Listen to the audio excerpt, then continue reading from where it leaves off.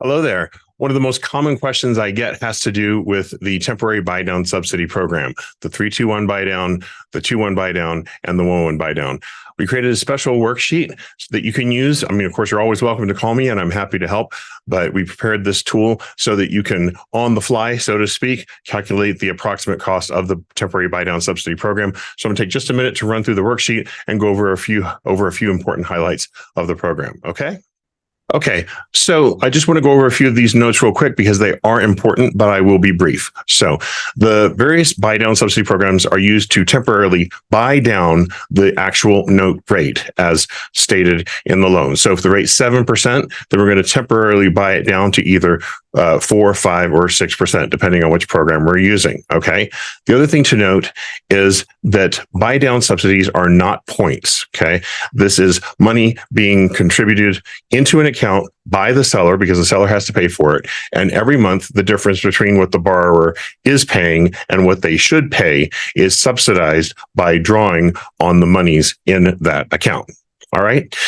Number two, please note that buy down subsidy contributions by the seller are subject to all maximum contribution guidelines for the various programs. So 6% for FHA, 4% for VA, 6% for USDA, and conventional loans are either 3% or 6%, depending on the size of the down payment. Okay. The best thing of all about, well, not the best thing of all, but one of the best things of all is that unlike when a borrower permanently buys down an interest rate by paying points, any unused amount of the buy down subsidy, if the borrower refinances the loan or sells the home and the full amount of the time is not elapsed such that all of the subsidy was used, whatever is the unused portion gets refunded to the borrower when they pay off that loan. So that is a great feature because that means that no money is ever lost. And also, I should point out that we're not truly saving any money either. This is simply a payment management tool. Just one final note, there is some confusion about qualification.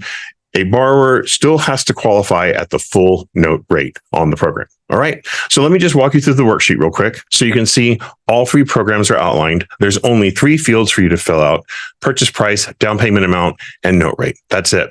The spreadsheet does the rest of the work. So I'm using an $800,000 purchase price with 20% down and a note rate of 7%.